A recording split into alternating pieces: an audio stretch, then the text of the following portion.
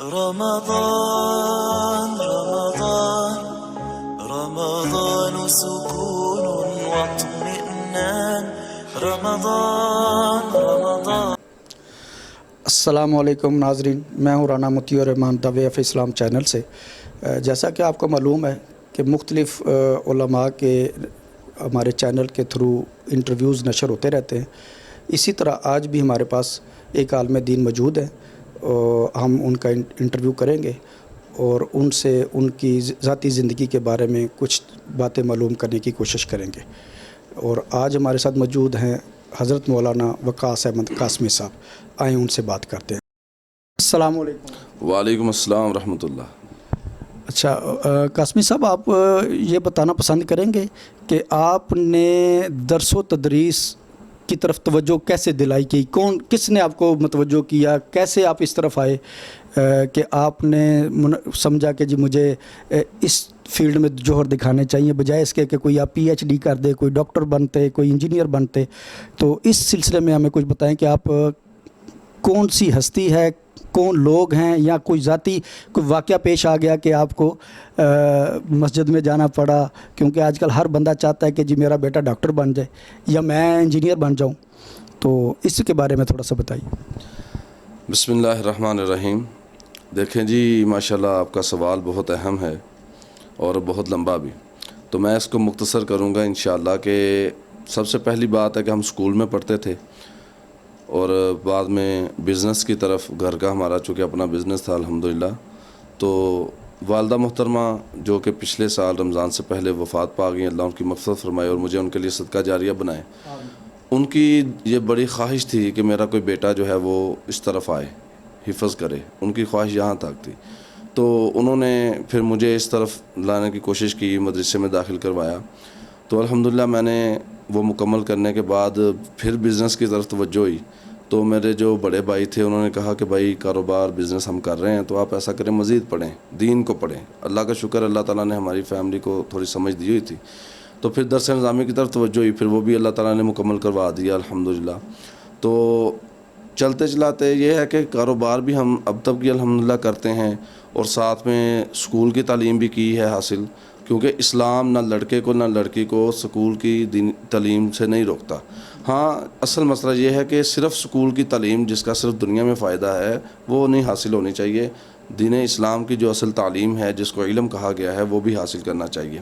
تو مسئلہ یہ ہے کہ آج لوگ ڈاکٹر، جو آپ نے سوال میں بات کی کہ ڈاکٹر بنانا چاہتے ہیں، تو الحمدللہ ڈاکٹر بھی بنے، انجینئر بھی بنے، سب کچھ بنے، لیکن میں سمجھتا ہوں کہ قرآن بھی پڑھیں اور حدیث کا علم بھی ضرور حاصل کریں، تاکہ انسان کو کم از کم اپنی دنیا اور آخرت سنوارنے کا موقع ملے۔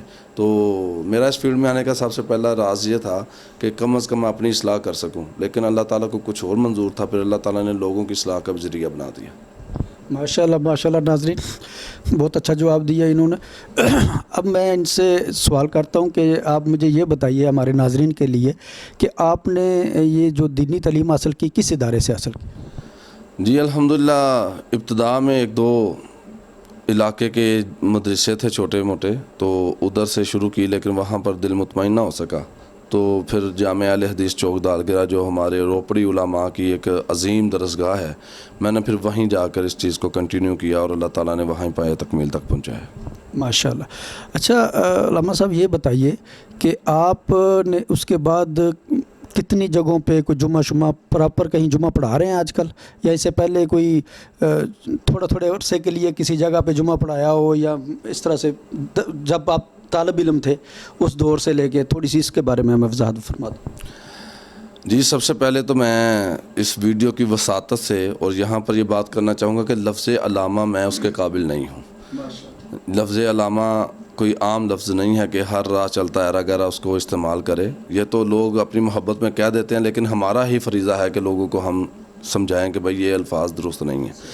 دوسرا جو سوال کا اہم پہلو ہے وہ یہ ہے کہ میں نے مختلف مقامات پر الحمدللہ خطبہ جمعہ پڑھایا ہے، تو آج کل الحمدللہ، پہلے تو میرا ارادہ نہیں تھا، لیکن اللہ تعالیٰ نے وہ، میں نے پہلے بات کی ہے نا کہ چن لیا ہوتا ہے بندے کو کسی طرح، تو کئی دوست و احباب دعوت دیتے تھے، وہاں جمعہ پڑھا دیا، مستقل بھی ایک دو جگہ پر پڑھاتا رہا ہوں، لیکن آج کل دروگا والا کے ایریا میں بلال مسجد ہے، ادھر پڑھا رہا ہوں الحمدللہ۔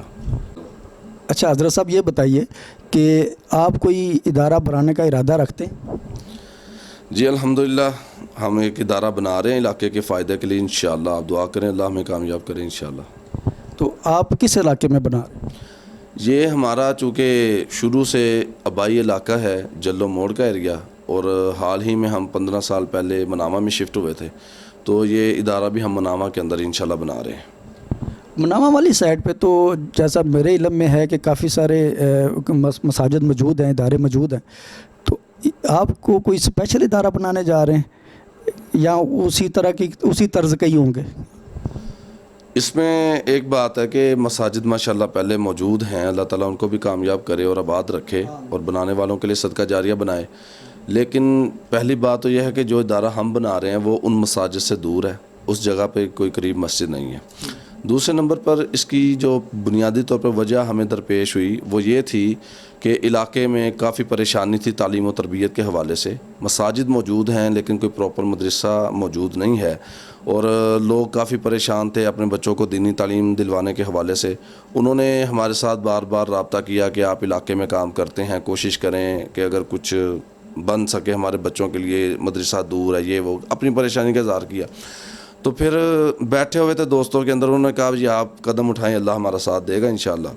मैंने उनसे पहले बात की कि यार ये काम कोई छोटा मोटा नहीं है, इसके लिए बहुत सारे सोर्सेज चाहिए होते हैं, बहुत मेहनत करनी पड़ती है, लोग तरह तरह की बातें भी करते हैं और हमें सुननी भी पड़ती हैं। तो फिर हमने अल्लाह की रज़ा को मुकद्दम रखा, लोगों की बातों पर तवज्जो नहीं दी। तो हमने फिर 10 मरले का एक प्लाट ख़रीदा, तो उसके अंदर हम अल्हम्दुलिल्लाह इलाके को मस्जिद, मदरसा जो अच्छे तरीके का होगा जदीद तर्ज अमल पर, और साथ ही साथ जो इलाके के गरीब लोग हैं जो अपने बच्चों को स्कूल की तालीम नहीं दिलवा सकते, उनके मुस्तहिक बच्चों के लिए फ्री स्कूल जो हाई स्टैंडर्ड का स्कूल होगा इंशाअल्लाह रहमान, हमारी सोच है। बाकी अल्लाह ताला ने हमें कामयाब करना है। तो इंशाअल्लाह ये इदारे के अंदर बुनियादी तौर पर 3 चीज़ें हम शामिल करेंगे कि उनको फ्री स्कूल की तालीम और साथ साथ मदरसे की तालीम और मस्जिद से जो वो फ़ायदा उठा सकते हैं। माशाल्लाह बहुत अच्छी सोच है जी, अल्लाह ताला आपको कामयाबी अता फरमाए। तो इस सिलसिले में क्या आपको कोई फ़ंड या कोई चीज़ों की ज़रूरत है कि आपको कोई ऐसे साथी मिल चुके हैं जो ये तालीम आपके साथ देंगे, या कि ज़रूरत है अभी आपको? अगर ज़रूरत है तो हमारे चैनल के ज़रिए आप सवाल कर सकते हैं। जी माशाल्लाह बहुत खुशी हुई है ये बात सुनकर। तो आम रूटीन पर तो लोग ऐसे अपने चैनल के ऊपर आने के लिए और इस तरह बात करने की इजाज़त नहीं देते।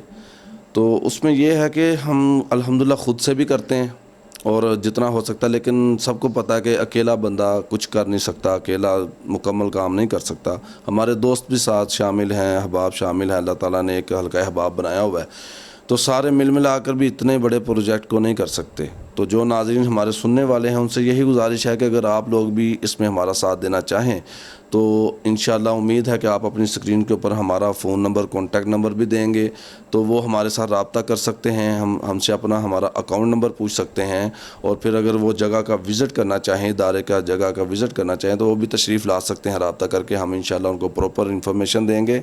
तो उसमें जगह की कुछ पेमेंट रहती है बकाया अदा करने वाली, तो वो बिल्कुल वो पंजाबी की एक मिसाल है ना कि हाथी नांगे आते पूछल रह गई है, तो वो वाला काम है। तो आजकल वैसे भी चूँकि रमज़ान है, सदक़ात ज़कात का मौसम है, तो जो अहबाब इसकी तरफ तवज्जो करना चाहें वो ज़रूर करें, हम इंशाअल्लाह उनका खैर मकदम करेंगे। बिल्कुल नाज़रीन, मैं जैसा कि इनको ज़ाती तौर पे जितना जानता हूँ उस हवाले से ये बिल्कुल सही कह रहे हैं। इनको कुछ पैसों की ज़रूरत भी है इदारे के हवाले से, तो आप बिल्कुल इनके साथ तावन फरमाएं, विज़िट करें, देखें, और जो जिस सूरत में भी मदद कर सकते हैं, ईंटें, सरिया, बजरी, रेत, जो कुछ आप इनके साथ तावन फरमा सकते हैं वो फरमाएँ, और कुछ नहीं तो कम अज़ कम अपने अच्छे मशवरे से ही इनको फ़ायदा पहुँचाएँ। मैं भी इसीलिए मैंने ये सवाल किया कि मेरा भी हिस्सा पड़ जाए इस काम में, कि अल्लाह ताला के हाँ मेरा भी नाम लिखा जाए कि इसने भी इस इदारे के लिए जो है ना कोशिश की थी। जिस तरह किसी का कोई जो फील्ड है उस फील्ड में अपना अपना तावन फरमा दे। तो हज़रत मुझे ये बताइए कि आजकल मिंबर व महराब का ज़्यादा जो है तक़द्दुस इस्तेमाल किया जा रहा है, लोग तो ख्याल नहीं रख रहे। क्या वजह है कि क्या उनके अंदर दीन की कमी है, इल्म की कमी है, या कि वैसे वो इस तरह की शुबदाबाजियाँ करते हैं? क्या वजह हो सकती है, उसके बारे में थोड़ी सी वजाहत फरमाएं। जी माशाल्लाह ये बहुत ही अहम और प्यारा सवाल आपने दौरे हाज़िर के हवाले से किया है। इसमें मैं सिर्फ़ बतौर इल्तिमास ये बात गुजारिश करूँगा जो हमारे सुनने और देखने वाले अहबाब हैं کہ بھائی ممبر و محراب بہت ہی جو پاک جگہ ہے، بہت ہی احترام کے قابل جگہ ہے، اور وہ عام جگہ نہیں ہے، کیونکہ وہ رسول پاک صلی اللہ علیہ وسلم کی مسند ہے، اور نبی کریم صلی اللہ علیہ وسلم کے وارث ہی اس کے حقدار ہیں، اس کے اوپر بیٹھ سکتے ہیں۔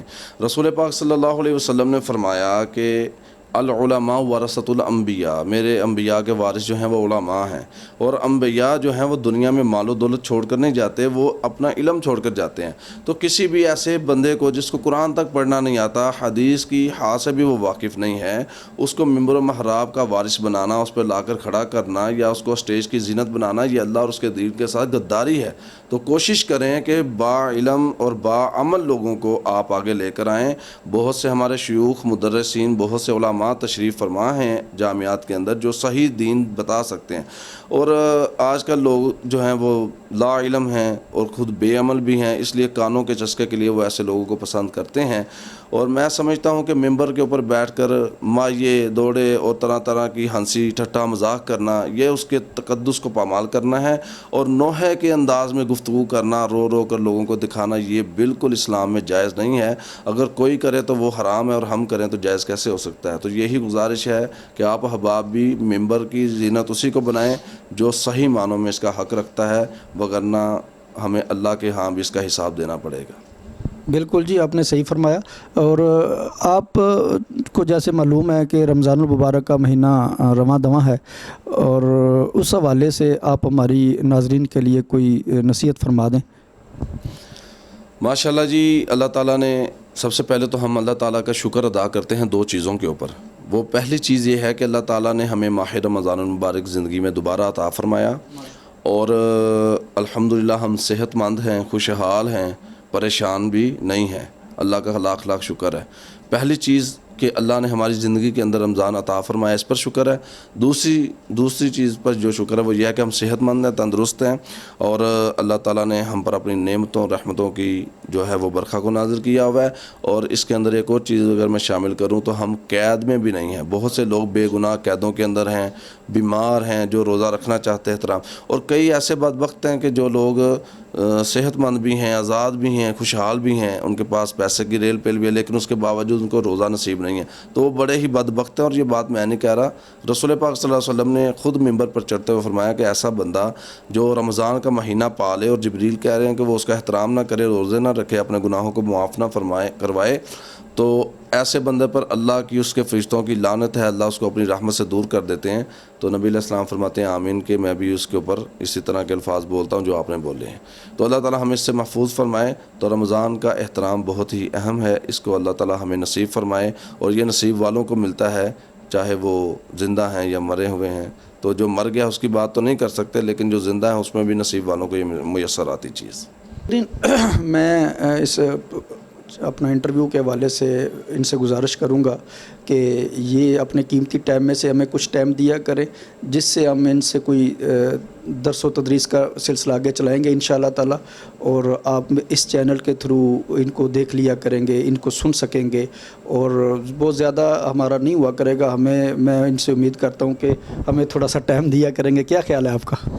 جی انشاءاللہ، اللہ کے دین کی خاطر ہمیں جہاں بھی اللہ تعالیٰ موقع دے گا ہم خدمت دین کریں گے انشاءاللہ، مخلص ہو کے۔ اللہ تعالیٰ ہمیں اخلاص نصیب فرمائے، اور اللہ تعالیٰ ہمیں صحیح اس کا حق ادا کرنے کی توفیق عطا فرمائے۔ تو انشاءاللہ جہاں تک ممکن ہو سکے گا ہم اپنی مصروفیات میں سے وقت نکالیں گے، اور آپ کی خدمت میں، اپنے ناظرین کی خدمت میں حاضر ہوں گے انشاءاللہ۔ اچھا ناظرین، اس سلسلے میں اگر آپ لوگوں کا کوئی سوال ہو تو آپ، یہ نمبر میرا اوپر آ رہا ہوگا، آپ اس میں علامہ اپنا حضرت صاحب کا بھی نمبر آ رہا ہوگا، آپ ان سے بھی ڈائریکٹ کوئی سوال کر سکتے ہیں، اور واٹس ایپ بھی کر سکتے ہیں، آپ ہمارے تھرو بھی کر سکتے ہیں۔ تھوڑے عرصے تک انشاءاللہ تعالی ہم لائیو بھی چلائیں گے، ہمارا پروگرام لائیو ہوا کرے گا، لائیو آپ سوال جواب بھی کر سکیں گے۔